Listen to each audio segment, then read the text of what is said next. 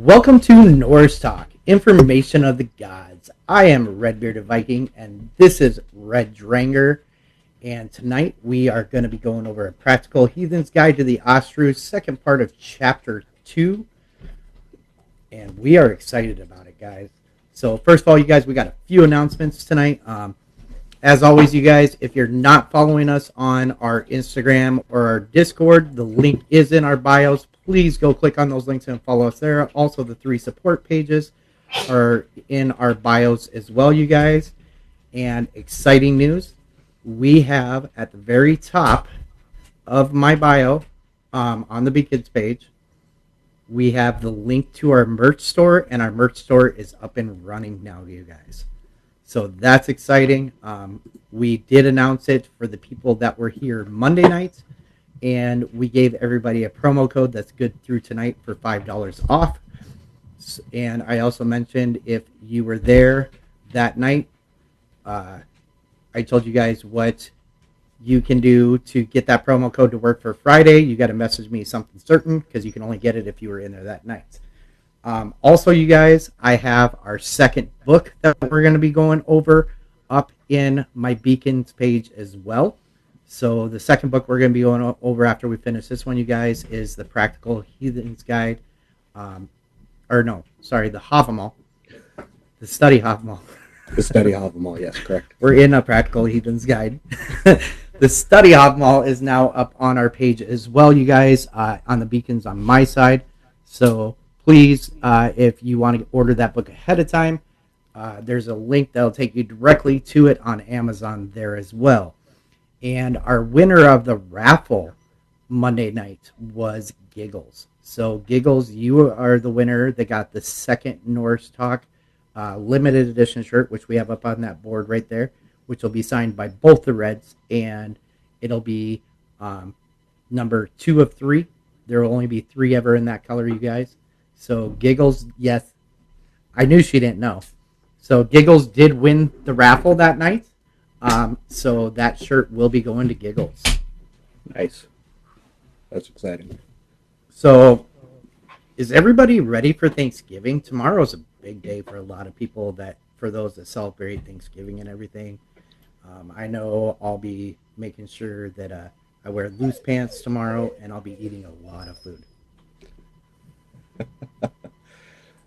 Those of us north of the border, it is not Thanksgiving tomorrow. I will be having a regular dinner.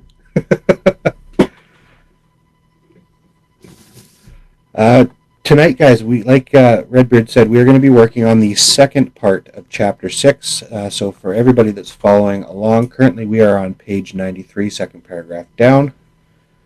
The chapter, I just want to make sure I say it right, because I don't remember if Cosmology was said. Yeah, it's Creation and Cosmology. Oh, one other thing, you guys. We also have a promo code that we are putting out for everybody. Tonight is the official launch of the merch store. So we are going to be running another promo code on that merch store that will take us through the end of the year. It'll go through December 31st. And I will drop that promo code in our Beacons page. Or not our Beacons, in our Discord. And that will give everybody that orders between now and the first of the year that uses that promo code, you guys will be able to get shipping for free on all your items. Yeah. So we're going to give you a promo code to get free shipping through the end of the year on anything that you order off of the merch store, you guys. It is the first link in the Beacons page. And as always, you guys, the YouTube page is now up and running. We have every episode that we've done so far up on the YouTube page. So please go check it out if you miss an episode or you want to rewatch an episode. And make sure you're hitting that like button and commenting to help that YouTube page grow, you guys. All right, Red, let's get started with the second part of Chapter 6. Awesome. So, guys, where we left off, the author was just starting to talk about some of the halls in the different realms. And she first off starts off by saying that each of the gods or deities does have their own hall, and many of the goddesses have their own halls as well. They go on to talk about some of the more famous ones, such as Valhalla. That's probably the one that most of us know about. They talk about Njord's Hall, Frigga and Freya, and they get into talking about what was the name of that hall again? Oh yeah, Folkvane, which is the place where Ragnarok is supposed to take place. They also begin to talk about. Sorry, I lost my spot there for a second there, guys. They talk about Asgard. In a ways, there's often. So when it comes to the halls of Asgard, it gets kind of interesting. Uh, all that's really talked about in this part of the book is the agreement between the Vanir and the Aesir to rebuild the wall that was just destroyed before their hostage treaty peace negotiation. And they go on to kind of explain that there's no text or documentation that shows whether or not that wall was ever completed. There was I believe it was it was a giant that was hired to create the wall, and to Loki fix the wall his... after the wall was destroyed. Yes. When they had the war between each other, and then at that point is when they sent Loki in disguised as a horse to draw him away from the wall to prevent the finishing of the wall. Yeah. And it goes on to talk about the differences between what modern heathens see the Vanir. Vanaheim are similar to the nature spirits, and some are willing to deal with mankind as Njord and Freya are, and others are fairly neutral, and some are very remote. So it goes into the different aspects of the giants that we had talked about in previous chapters as well. And then it also talks about the tooth gift that Frey was given, but then it goes into the cosmologically speaking aspect of it, and how Logosheim is one of the 9 worlds and exists somewhere in the east. So earlier in the chapter we were talking about the prospects of the north and the south. So now we're getting into the prospects of the east and the west. The records of Frey coming from the east or from Dawn's direction, with Ljos meaning light, referring to color, shade, as well as brightness and daylight. And in Norse mythology as well, we have seen among the groupings of Alfr and the Lafayllve, literally the light elf and the dark elf are the 2 aspects of it. Yeah. And each group has its own world and speaks of their relative importance in the cosmology as a whole.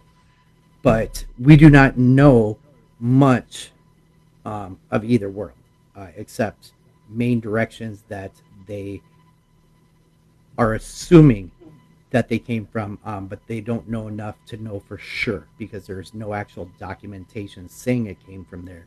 But based on the wording and where Frey came from and everything, it kind of gives them an aspect of east and west when it comes to these classifications. And then it goes on to talk about the classifications of the entities can be very confusing, which I definitely found it was. I don't know how you felt about it, Red, but I definitely thought a lot of it was a little bit confusing. I had to read it 2 or 3 times to get a little bit of a grasp on it. That and just the fact that I have problems pronouncing a lot of these words.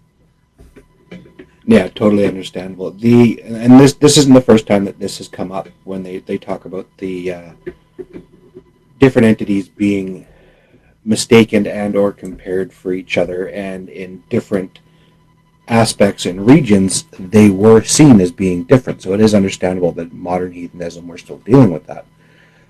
There was one brief synopsis right at the end of that paragraph there where she says the words are the los, word referring to light is just that. It's referring to color brightness and not to good.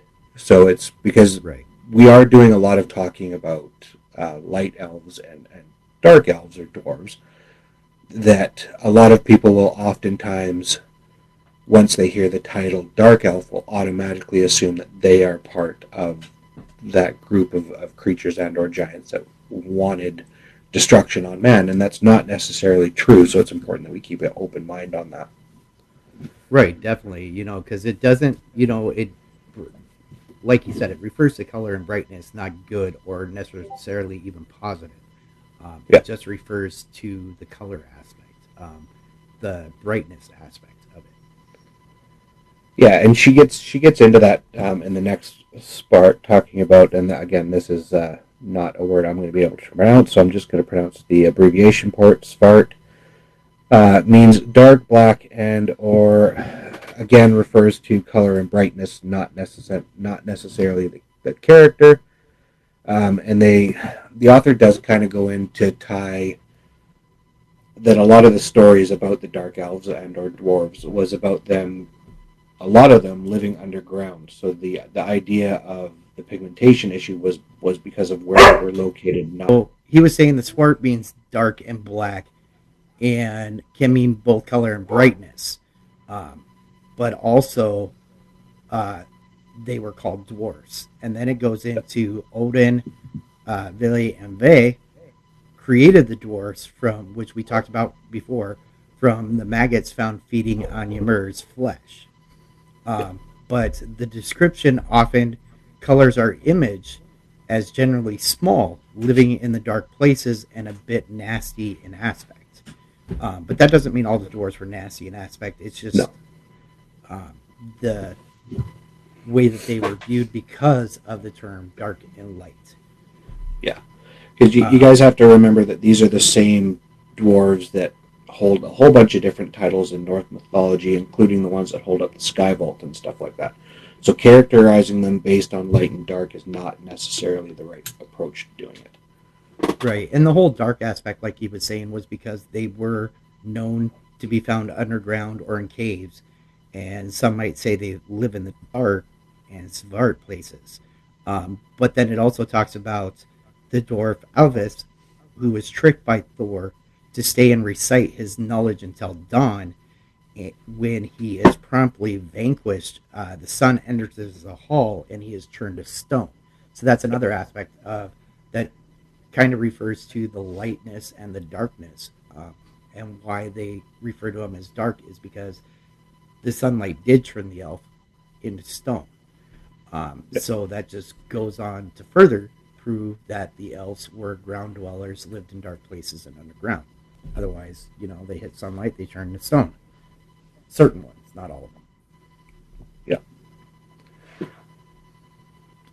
And So it then, also got in briefly to talking about, again, because we're talking east to west right now. There is some text talking and referring to one as being above or beneath the other, but none of that is confirmed, and it does conflict a lot with a lot of the other stories that talk about people sailing in from some of these places in the directions that they were coming from.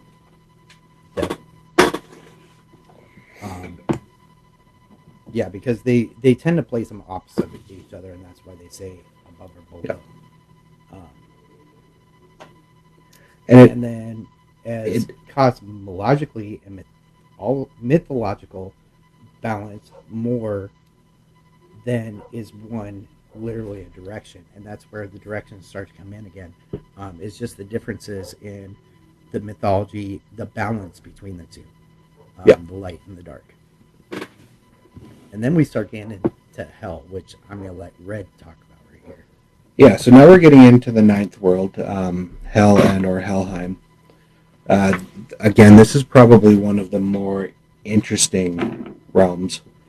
Um, so our ideal of the word hell, or what we attribute to that, is been very vastly influenced by the conversion period and by the entry of Christianity.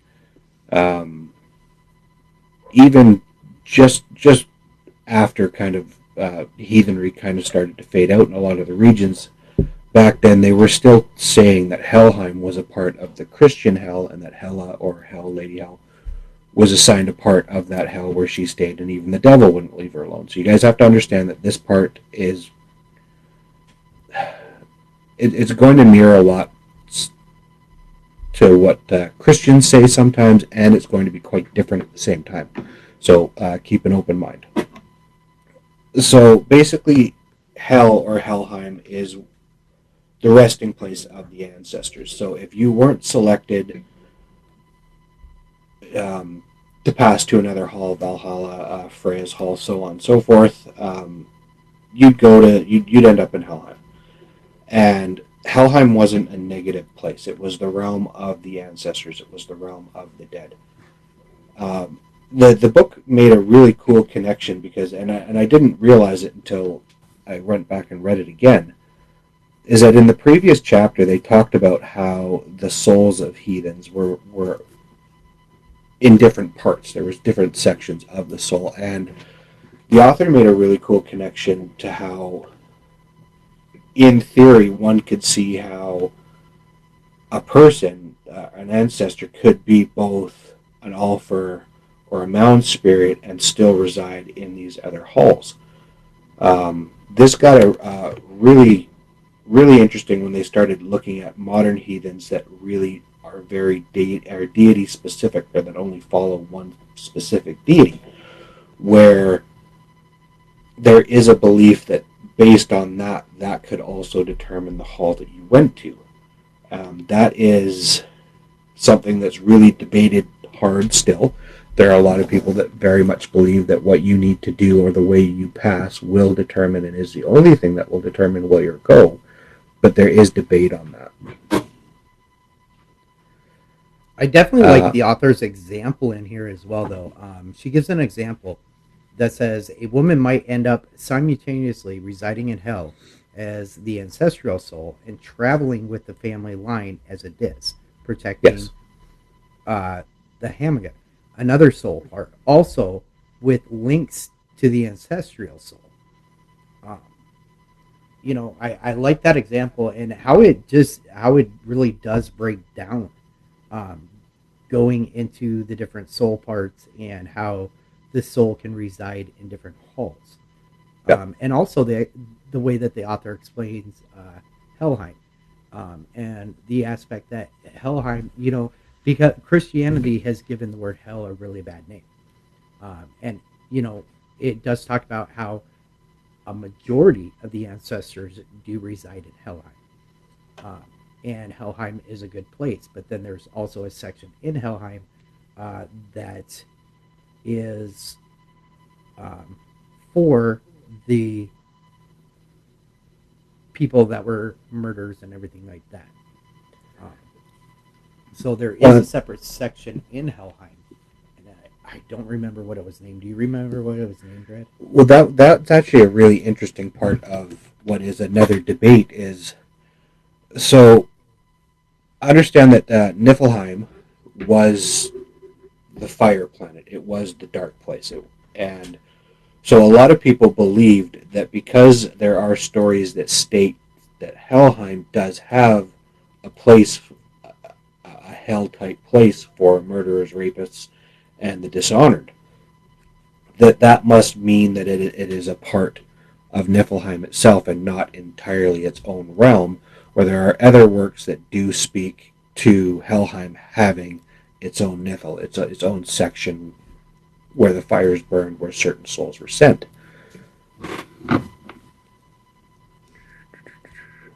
Personally, I don't usually talk about my personal beliefs too much. I do believe that Helheim is its own realm. There are mentions, and again, this is kind of what another tie into the Christian version of hell, is that when Helheim is described in a lot of the source material, it is described as being underneath Midgard.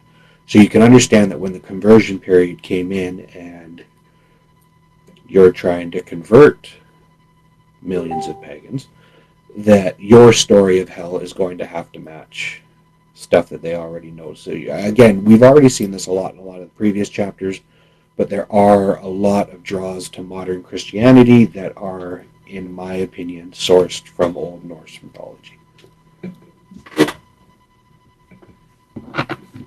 No, I totally agree. And then it goes on to talk about how most modern heathens refer to Helheim since it is important for ancestral worship, which we talked about the ancestral part in the previous chapter, um, to acknowledge where their ancestors, and the honored dead live eternally. And some hint that Helheim may be below Midgard, giving its rough cosmological location. Distinctions and directions of the various worlds are often blurred or not given at all, which is what I was kind of talking about earlier. Yeah. With there's hints to where they might be, but there's no true given direction to where they are. Yes, exactly. And that leads to a lot of debate.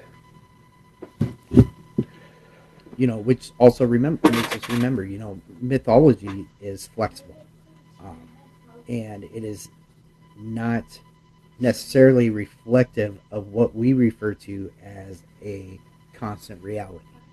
Yeah. It's we've talked about the whole telephone game and everything, and how stories get passed down. And as if you sit in a room full of people and you pass a story around, by the time it ends up to the last person, it's could be completely different, or it could just be a little bit different, but it's not the same. So that's where a lot of the variations in the mythology, depending on the geological area and the different worships and everything, come in, is because these stories were passed down, not written down. So it was passed down by family to family, and as you pass anything down, there's a little bit of changes that happen. Maybe it got shortened a little bit, maybe it got elongated. Um, but there are going to be variations. And that's why it's also important to research different source material, you guys. Not just pick up one book and go, okay, I know this is what I'm going to believe. No, that's why we say it's doing the homework and research and going through many different books, and that's why we're going to go through different books throughout this. This is just the first books that we're going through. Yeah. But just remember that it's reflective. It's reflective of the time period. It's reflective of what's been transcribed once it was written down. So, there may be differences even in families that have been passing the stories down compared to the books. There's always going to be variations. Just be open to the variations and open to learning, and take what you like out of it and make it work for you in the way that you want to practice. So, that was interesting. Sorry, we just had a weird little glitch there for a moment. So that leads us into the next part of the chapter, and this is where the author starts to describe the links between modern science and old mythology. So this part of the book I am going to read fairly verbatim, just because I think it is important that it's said right. I hope you guys don't have an issue with that. So now, from a pragmatic standpoint, it is important to remember that not all mythologically, sorry, I'm tongue-tied, is flexible, but is also not necessarily relative of what is referred to as the consensual reality. As we know, Midgard is not the literal center of the universe. Remember that there is no inherent conflict between myths and science, none whatsoever. It is mythically speakingly entirely possible that both exist simultaneously. We are, in short, both humans who have evolved through genetic mutation on this planet called Earth and its orbit in space, and the creatures of the gods created out of the driftwood shortly after they made Midgard. Modern human cultures tend to believe either something is one thing or another. Sorry, I'm having a hard time with that word tonight. It doesn't work that way. It's explained that why we do and provides the meaning for particular culture. When a mythology, there we go, got it right that time, no longer gives meaning to a given culture, it stagnates and dies. Life moves on, and new sets of myths rise to replace the old.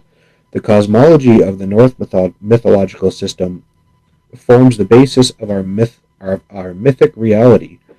and there is no conflict between that mythic reality and consensual reality all around us. So basically, the author's trying to explain that, in my opinion, again, both can exist at once. Just because Midgard is not the exact center of the universe, physically speaking, does not mean that it is not center in regards to how the realms are set up. I don't know if what your thoughts on that are, bud. No, I totally agree. I really like how the author broke that down to get you prepared for the next section we're going to get into. She definitely did a good job in that paragraph of preparing you for what she's about to lay out in this portion of it, because this portion can be very debatable, Yes. especially for some heathens, but not others. And one thing to keep in mind, you guys, as always, is these are the opinions of the author, the person that wrote the book, and they are just one of many opinions out there. And just remember, it is an opinion that she drew through doing research and everything else. So there will be, throughout different books, there will be debatable areas in these books to certain people. So that's one thing we always want to keep an open mind about, you guys, is the aspect of it is an opinion, and as all of mythology is opinion, because nothing was written down back then. It's all stuff that's been derived from doing research and writing these books from the research. So we're going to get into the creation of humans in Norse mythology, you guys. And it says, heathens tend to be a world accepting group of people, which I find true. Very few heathens choose religion over science. Mundane reality is what it is. And for heathens, there is no inherent problem with this fact. They accept that there is also a more sacred or now I'm having trouble with it. Mythic reality as well. They believe that the earth has a soul. Um, that belief exists alongside the acceptance of science about our planet. Heathens do not discount the finding of science. Evolutionary theory, for instance, is something they believe in wholeheartedly. Creation myths are often seen as allegories or sacred teachings, but are very seldom seen as factual in scientific terms. Remember, that's factual in scientific terms, even by most literal interpreters of mythology. And then in the Norse creation myth, Odin, Vil, and V were walking along a shoreline when they came to two pieces of driftwood, an ash and an elm. They gave the driftwood pieces three gifts, and the combination transformed the wood into two humans. So, this is a question that's posted in the book, Red, and I'm going to ask this question to you. Do you really believe Odin, Vil, and V created humans out of driftwood? See, I, I struggle with that one personally. I believe the creation story. Do I believe necessarily that what they cast out were as we would view humans now? Um, See, this is why this part of the chapter and the book is so interesting, because there is going to be an almost infinite number of answers for how people are going to respond to questions like this. I mean, the fact that we led into this part of the chapter talking about how most heathens almost universally accept science you have to look at it with that view then, and look at it at what was created along with what could exist in the living world at the time. You know what I mean? Like how did they work together, and how does the creation story blend together with that to me? And that is an answer that I honestly don't have yet. See, now, I'm going to wait to give my answer. I'm going to go back to this question after we read a little bit more here, and then I will give my aspect on what I believe when it comes to this portion. And remember, this is my opinion, guys. This is by far not factual. There's no factual evidence of any of this. This is our opinions and what we take from what we read.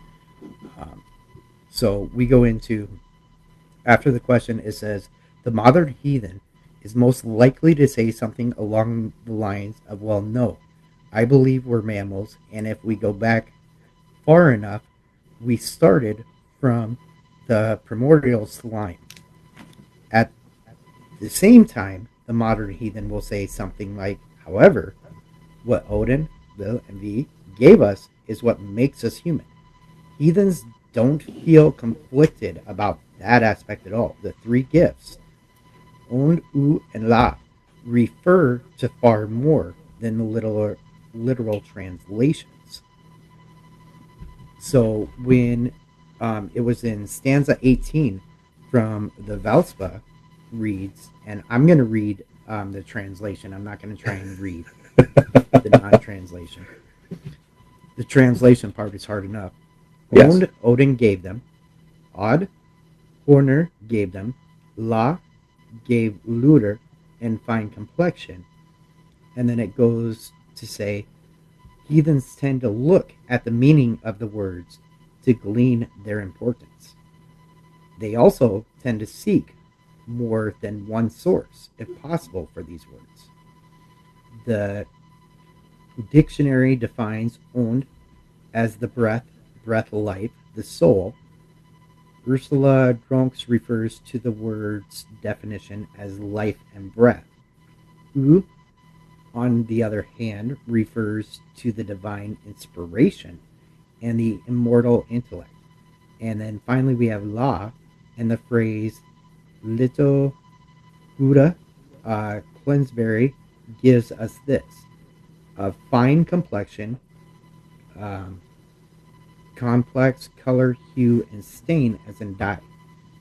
And then Ursula Dronk explains more fully, saying the physical gifts, the covering of flesh and blood, La, on the wooden bones, the grace of manners and utterance, and the wholesome coloring and contourance of humanity.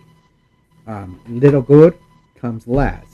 Good generally means gods, or refers to the gods, which may mean that this gift La is not merely our flesh and our blood, but it is also the divine gift of the gods. And before we go more into those and the gifts, I'll go back to that question of, do you really believe that Odin, V, and V created humans out of driftwood? The reason that I believe this is because if you look at the contour of the bones and how they are very similar to wood, and then you look at the gifts that they gave that wood to create the flesh and everything else, and the blood and the soul and the breath. That's why I personally believe that, driftwood may, and even if you go back to the creation aspect, they're talking about the slime on the driftwood. Could have been what they were talking about. So either aspect goes back to the fact that it very well could have came from driftwood. It just could have came from the slime on the driftwood that allowed them to create. But just the aspect of, if you look at the contour of bones compared to the contour of wood and the similarities in them, especially if you look at it in a living tree, mm-hmm. That's where my opinion comes from. That, yeah, I believe that it's very possible that we could have been derived from driftwood through the three gifts. And I'll let you talk more about these gifts in the next paragraph here, Red. That was a really cool way of looking at it. I like your description of that, Randy. Okay. These gifts, breath, spirit, flesh, and blood, or commonly hue, are the three elements that make us human. So while we breathe as an automatic response, we also have that which is breath. And can also mean soul.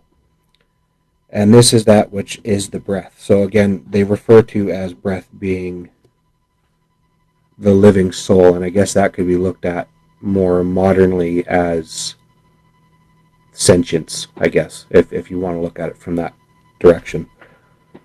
That gives us our life. Breath that comes not only in the literal process of breathing, but also as a sacred and of itself, because our breath is essential, is the essence of our souls.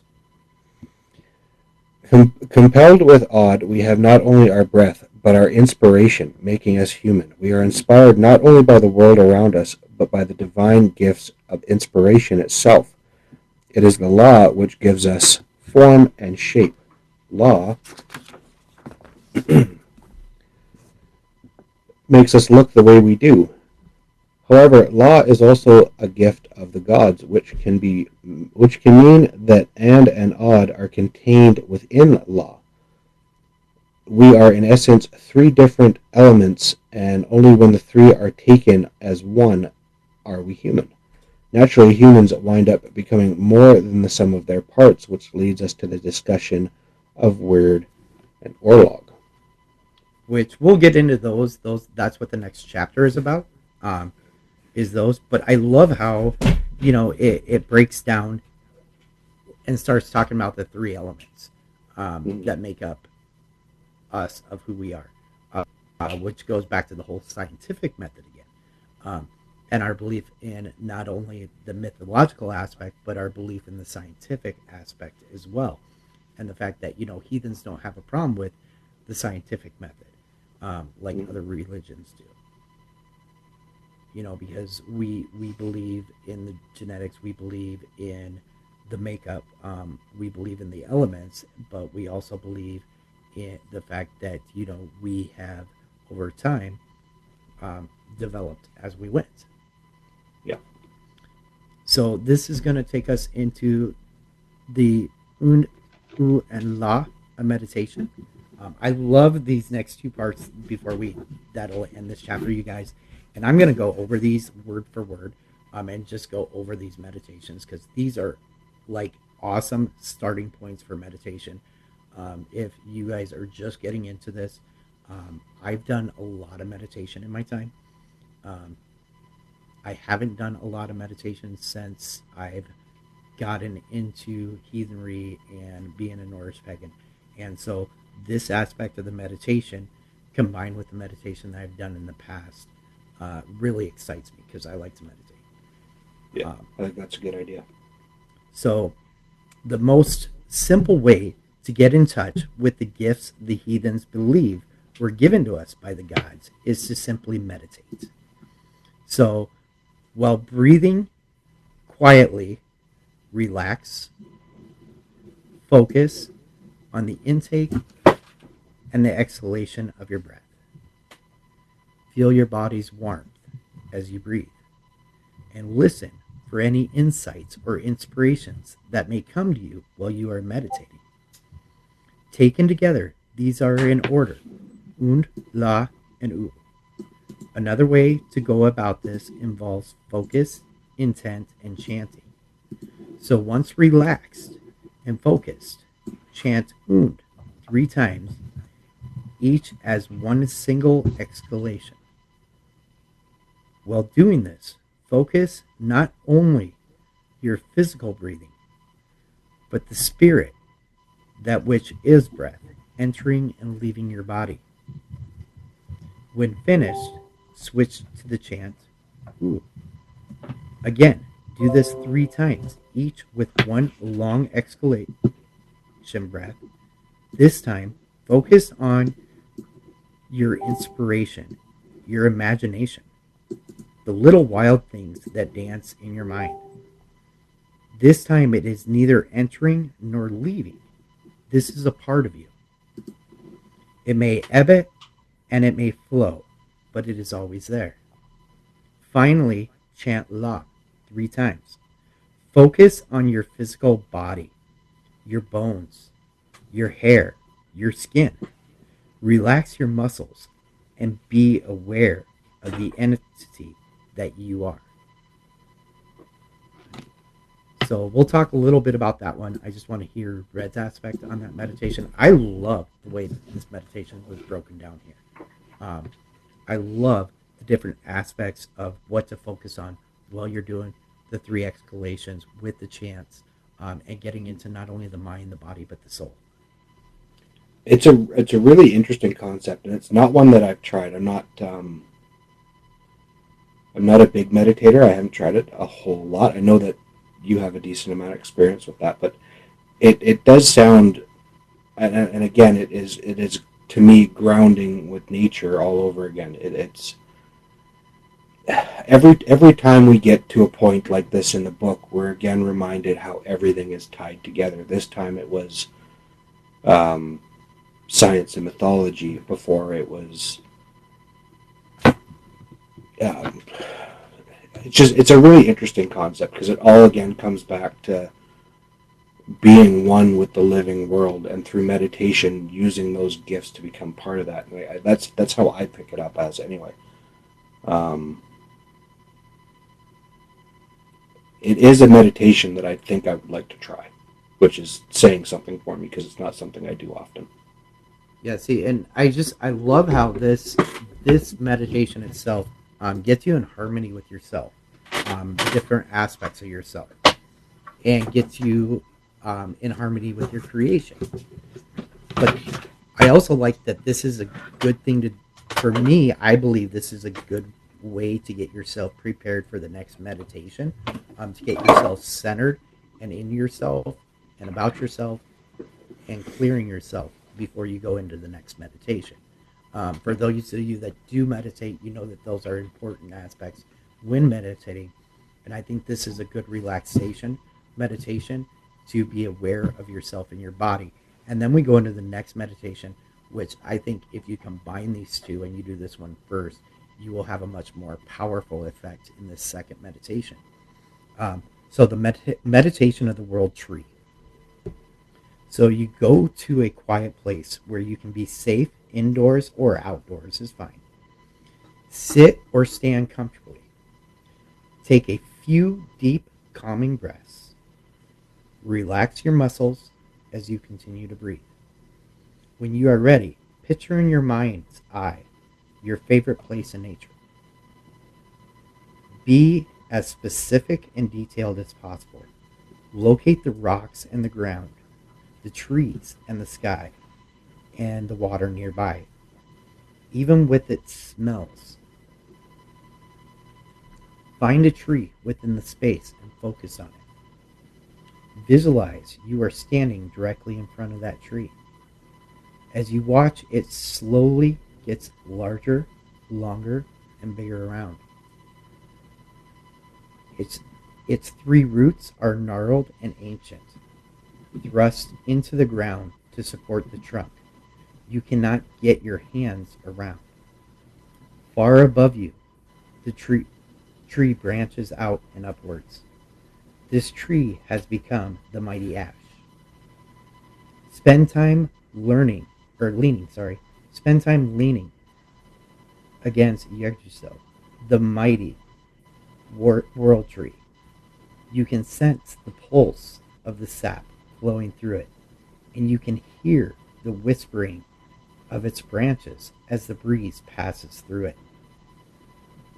Every so often, the trunk creaks and groans in the way trees do. Imagine your place here in sacred Midgard and contemplate the other 8 worlds and their connection to the tree. You may look around and catch glimpses of them, the same way you catch the glimpses of a rainbow in the skies just after a rainstorm. When you are finished, rise and thank the world tree for letting you spend time nearby.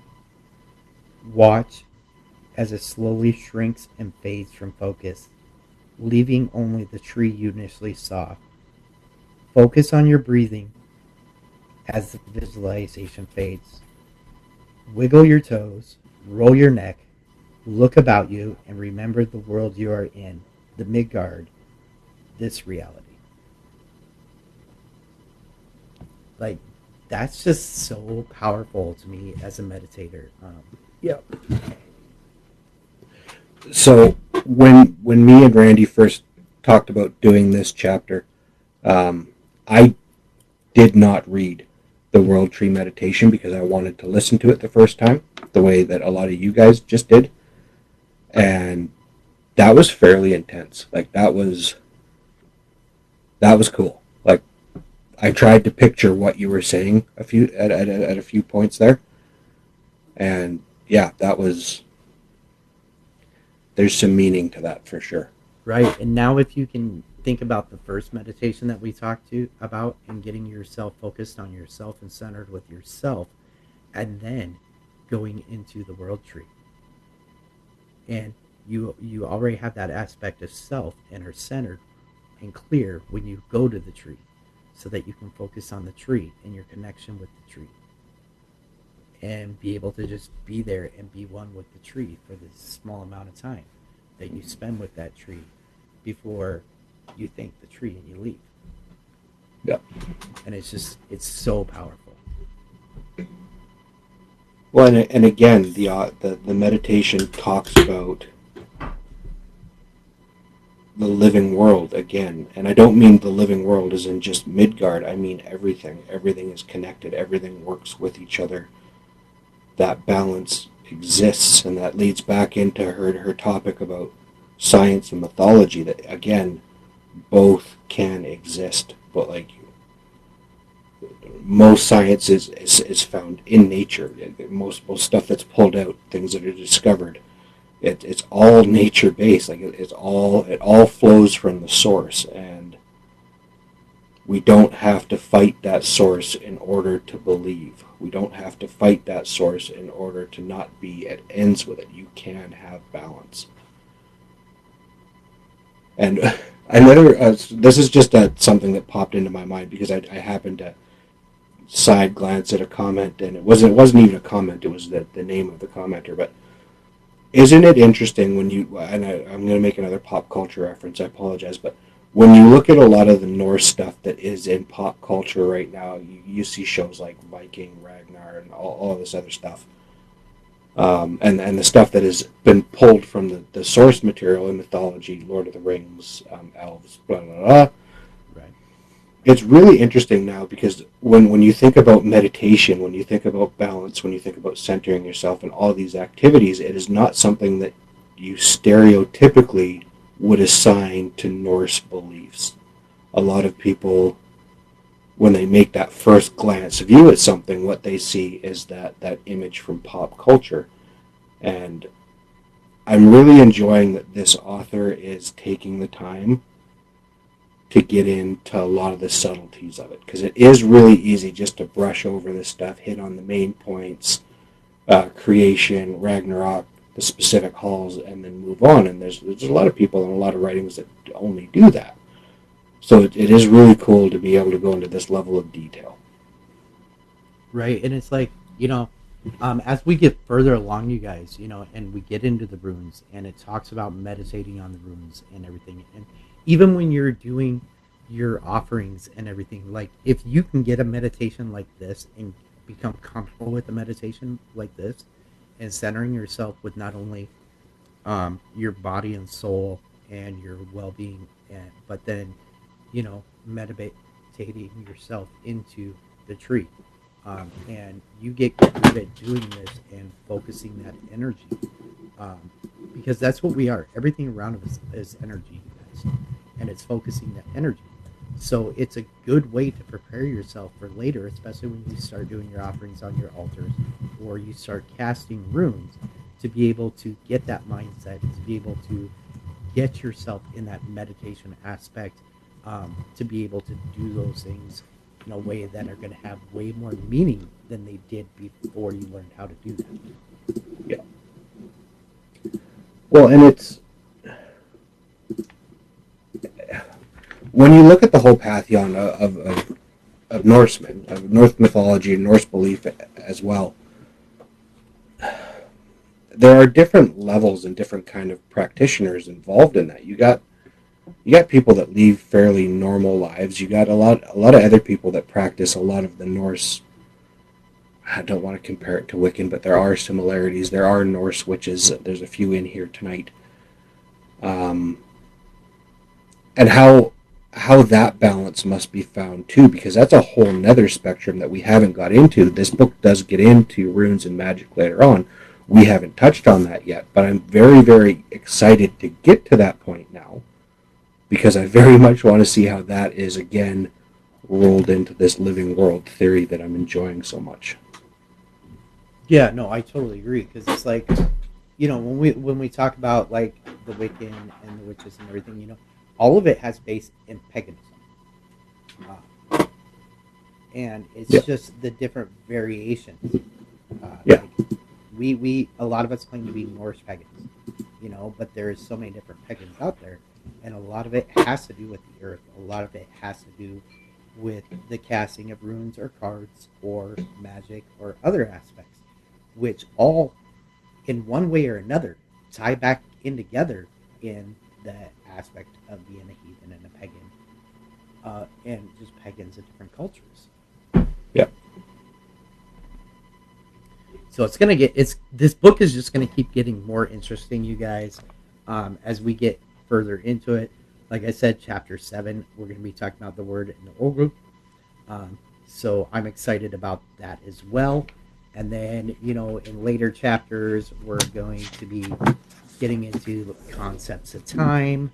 Um, and then we're going to be getting into a couple other things. But then, when we hit chapter 10, you guys, we're going to be getting into runes, charms, and magic.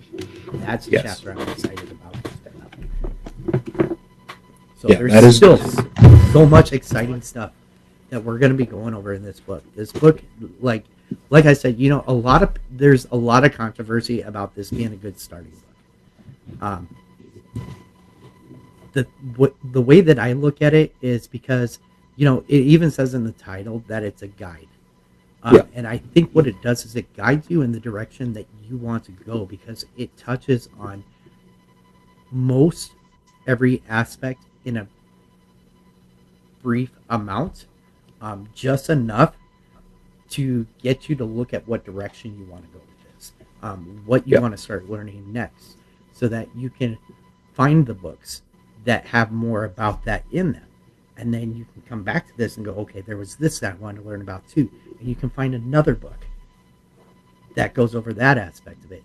That's why I think this was a really good book to start with. A lot of yeah. people don't recommend it because they say it's too tough, but I think it's so broad of a perspective on everything that it gives you the ability to decide where you want to go next, and it gives you the Yeah, ability to keep coming back to it and deciding where you want to go next from there.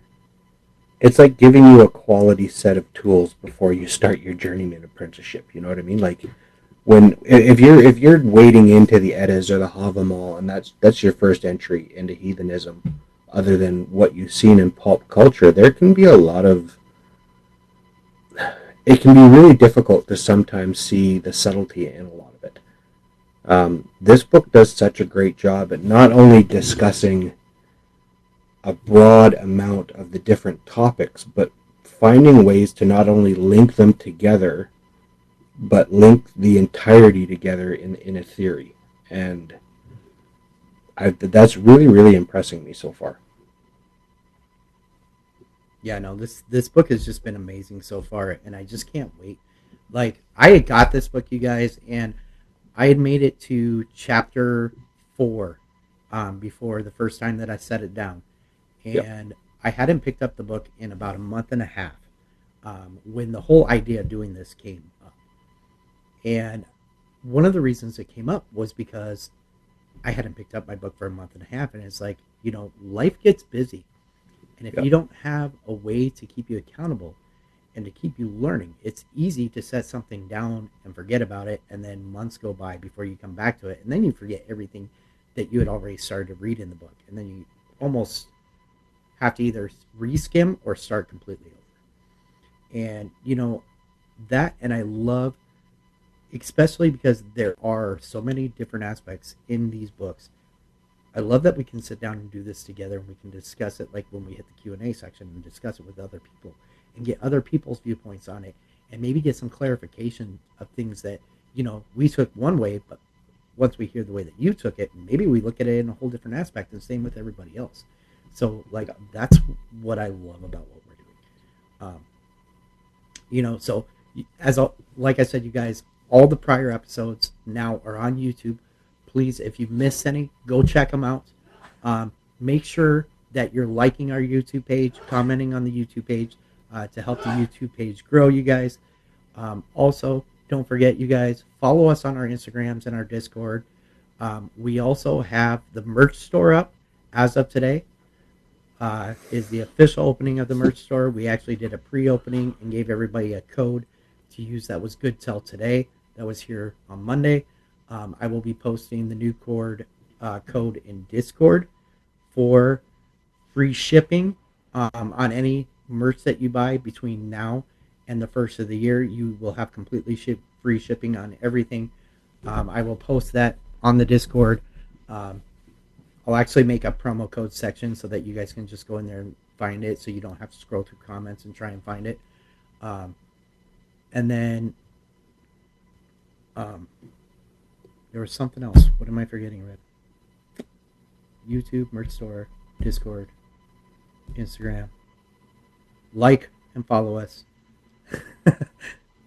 Yeah, no, I think you got it all, dude.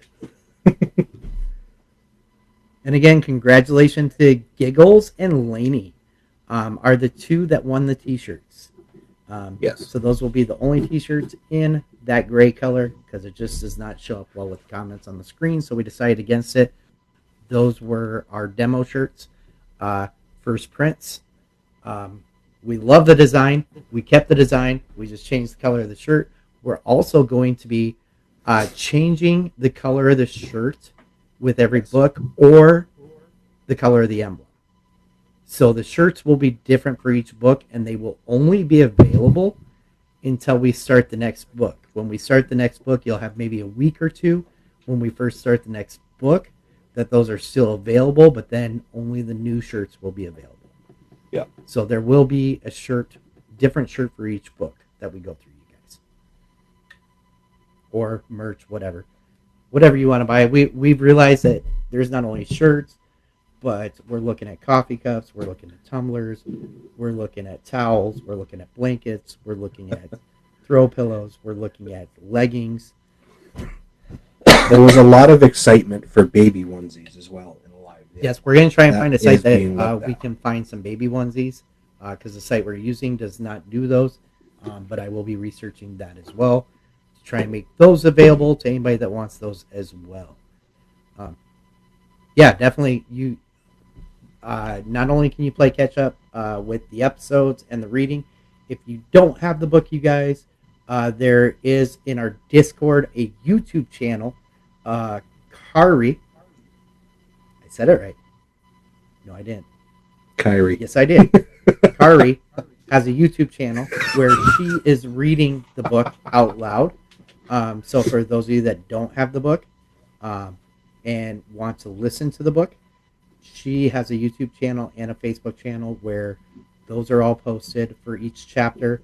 And then we also have the link for our next book, The Study Havamal, in my Beacons page as well. We're still working on getting Red's Beacon page updated, you guys. For everything new, if you want it right away, go to my page. Yes. Otherwise, we'll get it on Red's eventually. I have access to Red's account now, so I can just go in and add it on his beacons. So I will be working on that tomorrow and get Red's Beacon up to date tomorrow and get everything on Red's Beacons as well. So anything else before we drop out and I jump into your box and we do the discussion and Q&A section with everybody else? I don't think so. I just want to say thank you to everybody that came in tonight. This was a really exciting chapter. I'm really looking forward to Q&A. This has been another one of those chapters where we all end up looking at our specific path and how we work in the living world. and how that affects our views, our beliefs, and our experiences. So I'm very excited to see a couple of you jump into the box for that. Especially if any of you are, what's the word for this? So they're the members of the Norse witch community. It would be really interesting to get a witch's view on the relations between science and mythology when it comes to the Norse background, because neither me or Redbeard are of mystic background. We're not practitioners in that specific way, so it would be really exciting to get the viewpoint of one. Sorry, I rambled a little bit there, but I got distracted. The different areas out there, witch talk, all that. I would love to hear people's aspects. So once again, everybody, jump over to Red Side. As always, you guys, this is a we thing. It's not a me thing. It's not a him thing. It's a we thing. We can't do it without each and every one of you. Please hit those support pages. Help keep this going. Hit that merch store. Like and follow us on YouTube. Comment on our stuff. Subscribe to our page, you guys. You guys are all amazing. So stay amazing, stay creating, and be awesome.